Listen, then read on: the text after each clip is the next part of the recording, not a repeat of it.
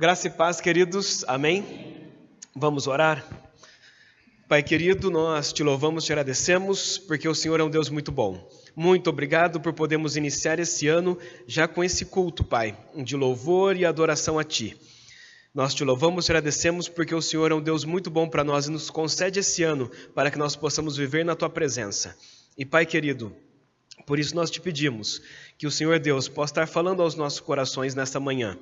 Que não seja eu, mas que seja o Senhor, Pai, falando a todos nós. E que possamos estar com os nossos ouvidos, a nossa mente e o nosso coração aberto. Para que então possamos colocar em prática aquilo que o Senhor tem a ensinar a nós nessa manhã. Te louvamos e agradecemos assim, no nome de Jesus. Amém. Muito bem, queridos. Primeiro culto do ano, né? E sabe o que é interessante? O interessante é que quando a gente começa um ano, quando a gente termina o ano, a gente olha a listinha que foi feita no começo do ano e vê aquilo que a gente conseguiu fazer, não é assim? Então, no começo do ano a gente faz listinha e a gente fica pensando o que nós vamos fazer no ano que se inicia. Muitas expectativas e a gente começa o ano animado porque a gente fala assim, é um ano novo, tudo novo. O que nós vamos fazer? E a gente começa a conversar com os familiares, começamos a pensar em coisas que nós vamos fazer. Pensamos nos nossos sonhos, nos nossos planos, pensamos nos objetivos e a gente começa a pensar nessas coisas. E a gente fala assim, esse ano eu vou entrar na academia, esse ano eu vou começar aquele curso de inglês, né? Ou esse ano eu vou terminar o curso de inglês que eu comecei e parei no meio do caminho. Esse ano eu vou abrir um negócio. Né? Vou abrir um negócio tal, ou às vezes esse ano eu vou me casar, e a pessoa começa, ela faz planos para aquele ano. Esse ano eu vou fazer um investimento, esse ano eu vou comprar aquele carro, ou esse ano eu vou me mudar para tal região, esse ano eu quero um novo emprego, e a gente começa a pensar em coisas que nós queremos fazer. E algumas coisas a gente coloca Deus no meio, a gente fala assim, ó, esse ano eu vou entrar no Ministério de Louvor. Ou esse ano eu quero fazer um seminário teológico. Ou esse ano eu quero aprender a tocar violão, né? Isso, tocar violão é uma coisa que até hoje não consegui ainda. Esse ano eu quero aprender mais sobre evangelismo. Esse ano eu vou entrar no departamento de ação social da igreja. E a gente começa a fazer planos, não é? Esse ano eu vou ler a Bíblia inteira num ano todo. São planos, são metas que nós colocamos para a gente mesmo. Mas sabe o que é interessante?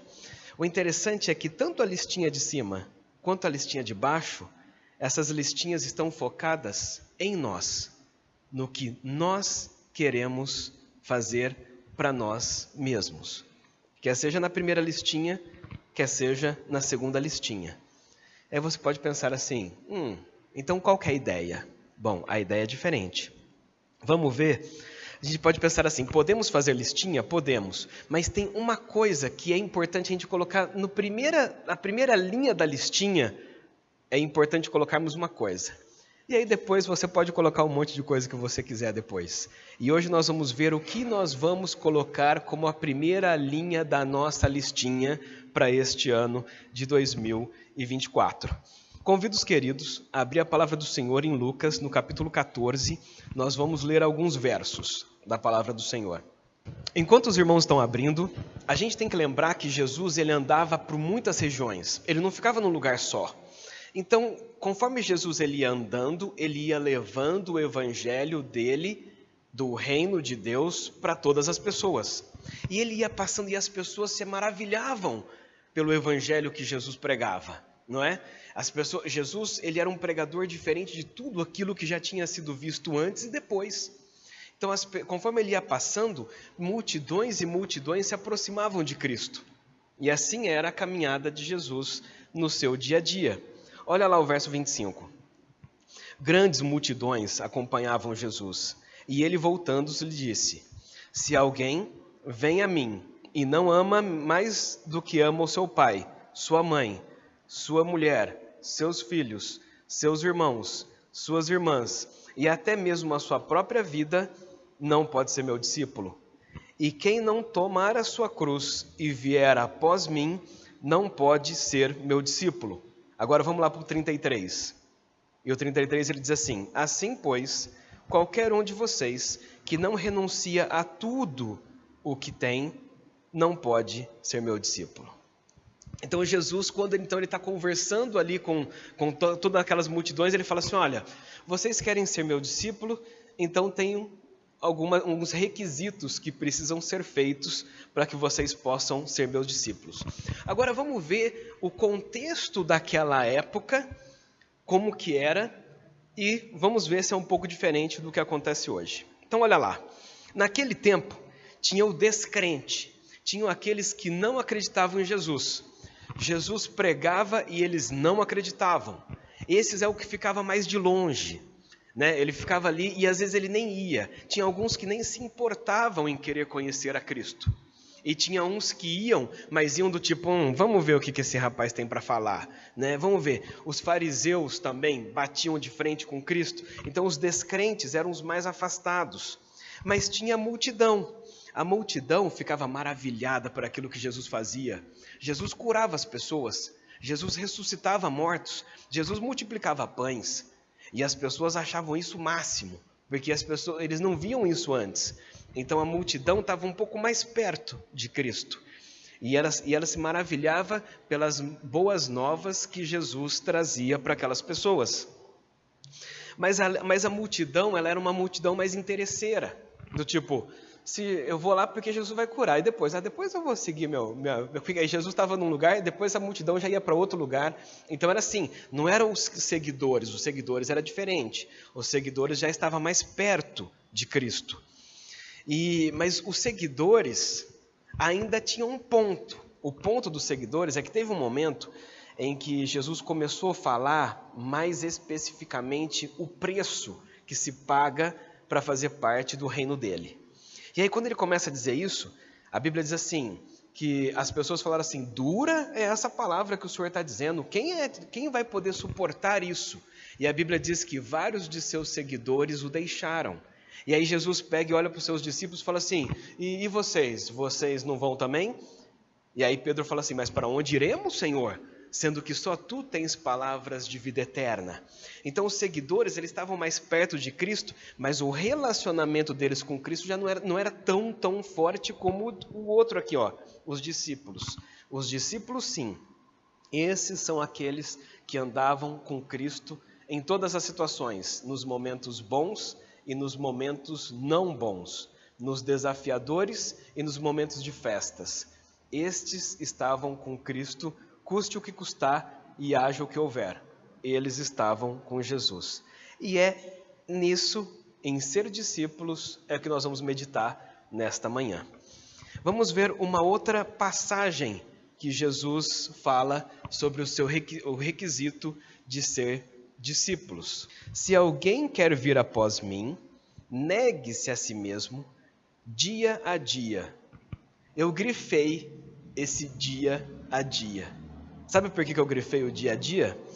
Eu grifei o dia a dia porque às vezes a gente fala assim, 1991, dezembro, mais especificamente, dezembro de 1991, levanto a mão e aceito a Cristo.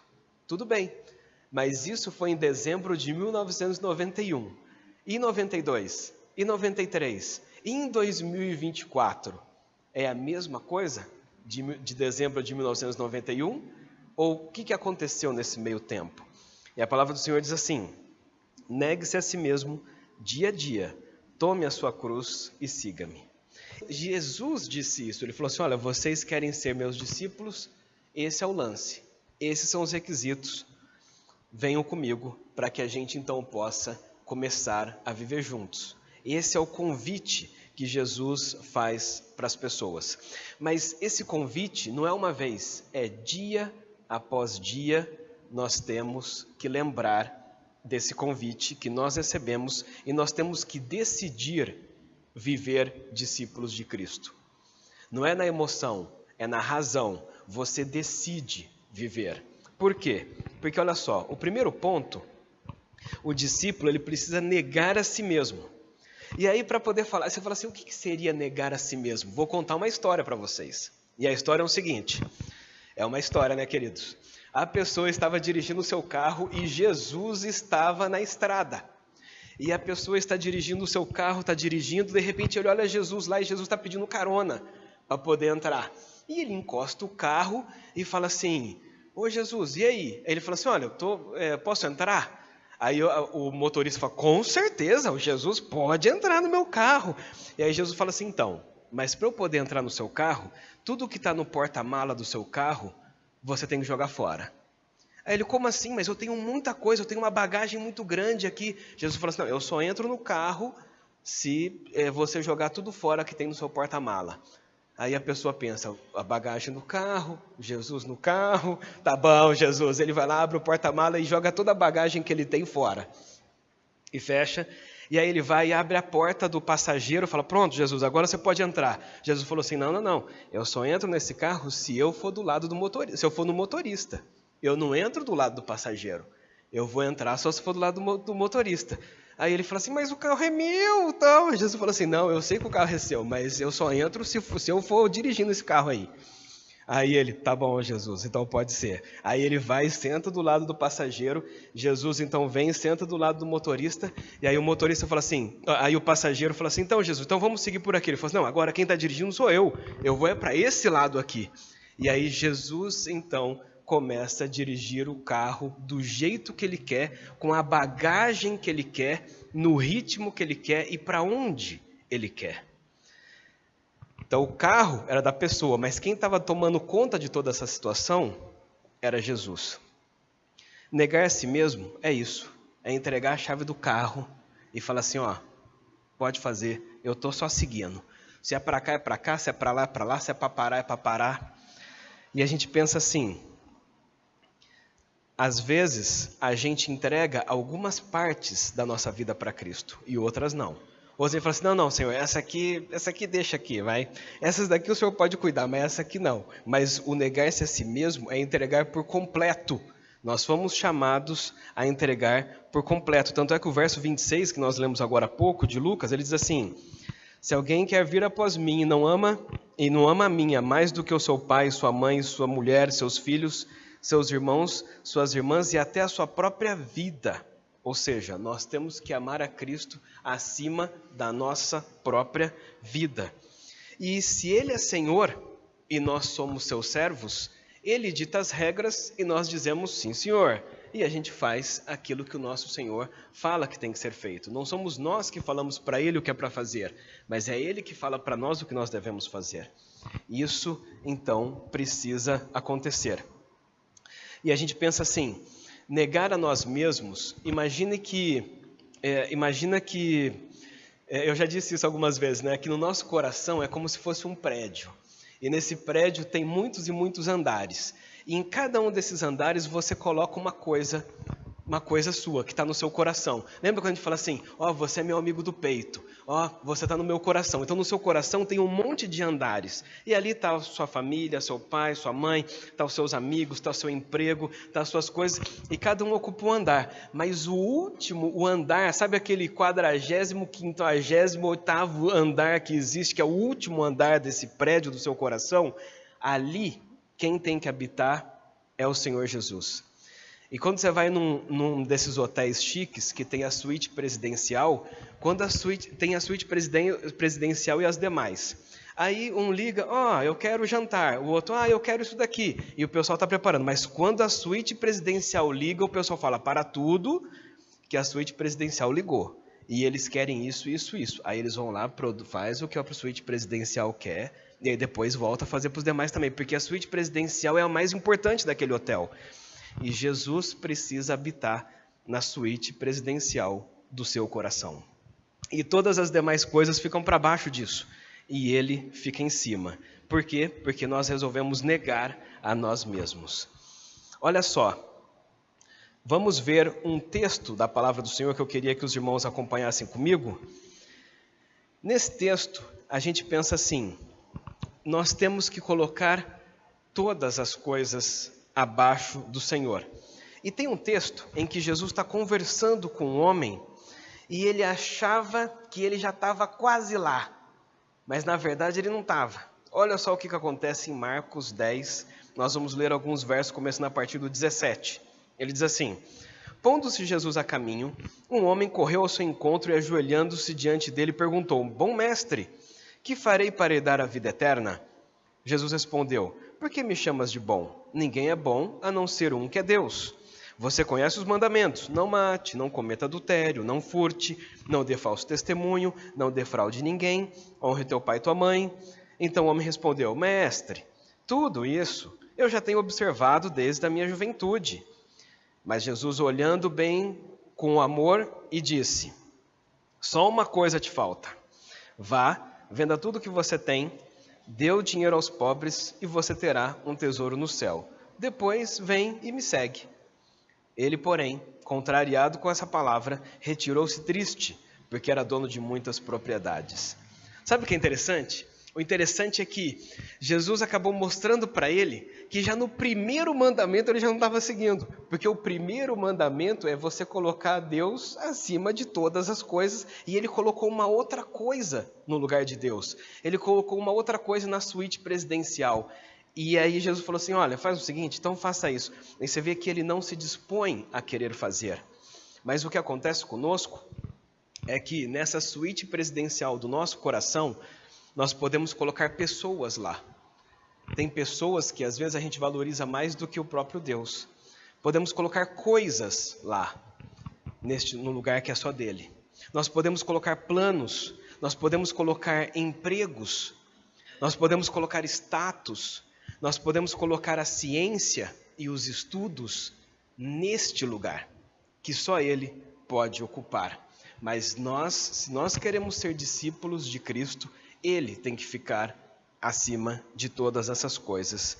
E aí sim, todas as demais coisas ficam abaixo dele. Por quê?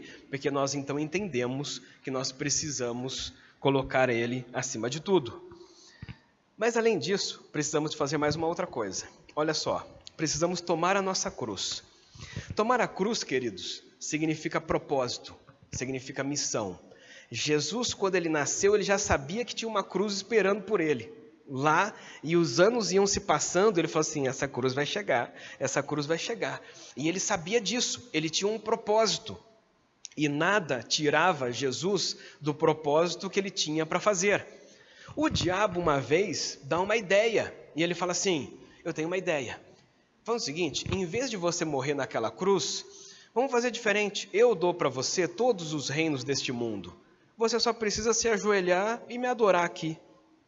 Não precisa de dor, não precisa de sofrimento, não precisa de humilhação, não precisa nada disso. Você só faz isso daqui, ó, e a gente fecha por aqui mesmo. Olha que tentação que ele recebe.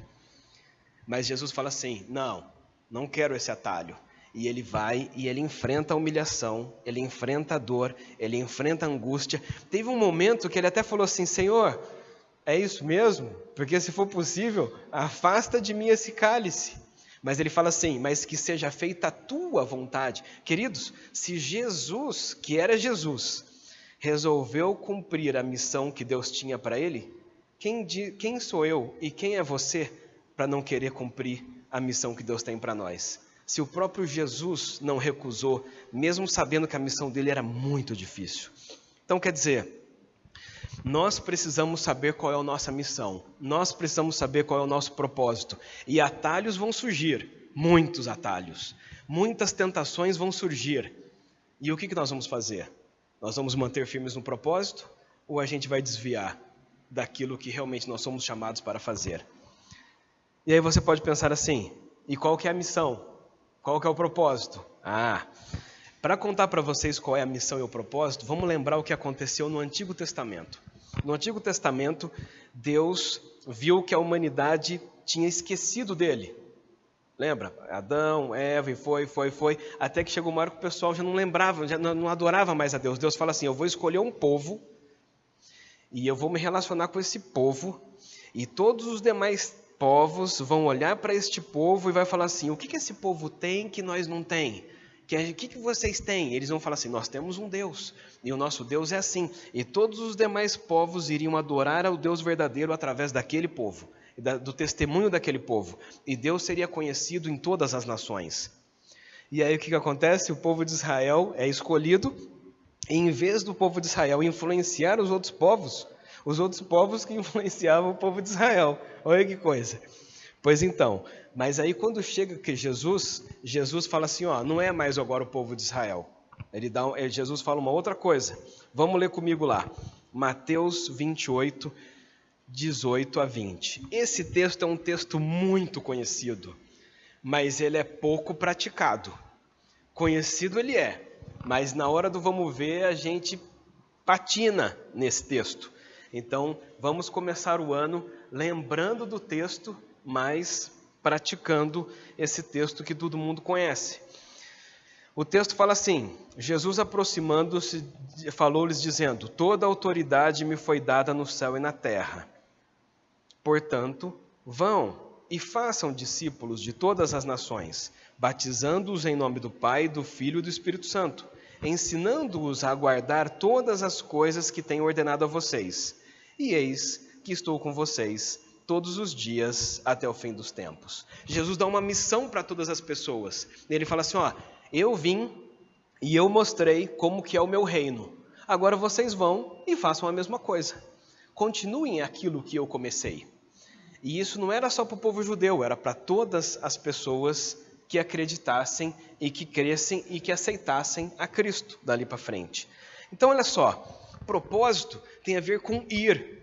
E ir, queridos, é uma decisão, é uma atitude. Eu decido ir, eu decido fazer. Tem a ver com sair da zona de conforto. Não é do tipo, manda o fulano de tal. Não, aquele ali sabe falar melhor. Aquele ali já leu a Bíblia 10 vezes. Esse aqui não, eu não sou muito... Não, é uma decisão. Você toma a decisão de ir. Você toma a decisão de arregaçar as mangas e botar a mão na massa, no serviço. Mas ir fazer o quê? Fazer discípulos. E fazer discípulos, queridos, é mais do que apenas evangelizar. Evangelizar é você levar as boas novas. Mas você leva as boas novas e além de você levar as boas novas, você ainda ajuda essa pessoa na caminhada que você está caminhando. Então você mostra para ele o caminho e você vai junto com ele no caminho. Não é do tipo, o caminho é lá, vai indo. Não, você vai junto com ele no caminho mostrando qual é a direção que ele precisa ir de acordo com a palavra de Deus. E você precisa consolidar a palavra de Deus nessa pessoa.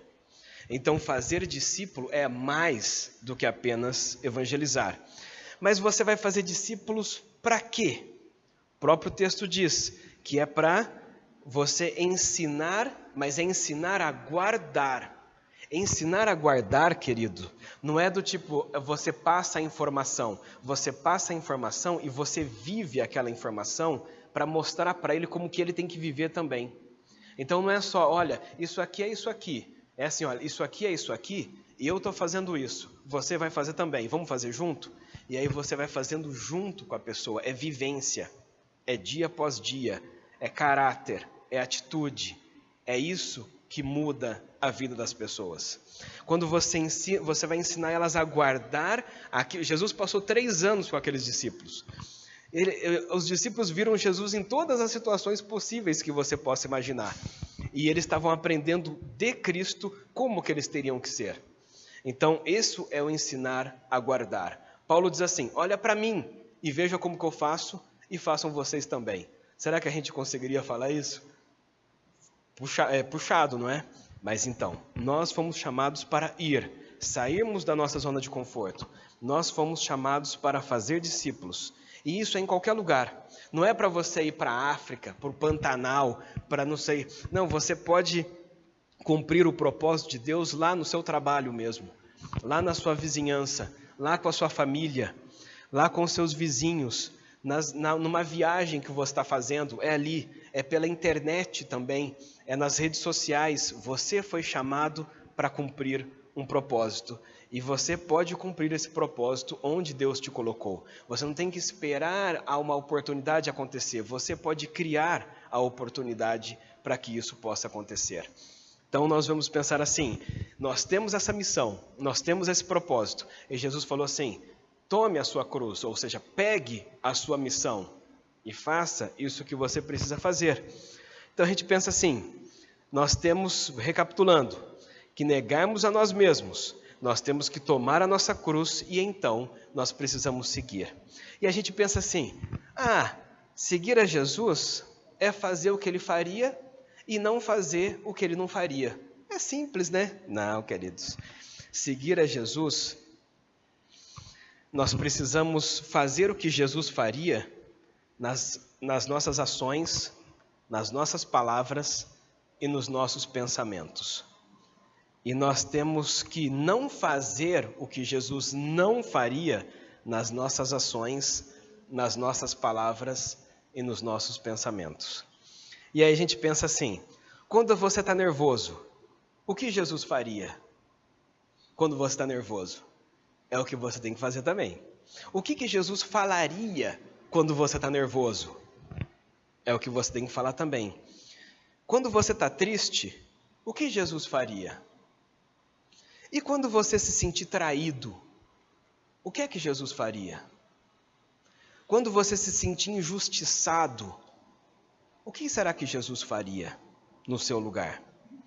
Quando você se sentir humilhado em público, o que será que Jesus faria se ele estivesse no seu lugar? Quando você que está com aquela vontade de cair naquela tentação, o que será que Jesus faria se ele estivesse no seu lugar? Já parou para pensar? Seguir a Jesus é fazer o que ele faria e não fazer o que ele não faria, em todas as situações, quer seja nas nossas ações, quer seja nas palavras ou quer seja no pensamento. Então você pode pensar assim, então qual que é o apelo de hoje? Não seria um apelo, mas seria um desafio. O desafio para esse ano de 2024 é nós decidirmos ser discípulos de Cristo. E ser discípulo de Cristo é você negar a você mesmo, tomar a sua cruz e seguir a Jesus. É você saber qual é o seu propósito. O seu propósito é sair da sua zona de conforto e fazer acontecer. É você fazer discípulos, é você levar o evangelho e ir junto com essas pessoas nesse evangelho que você pregou.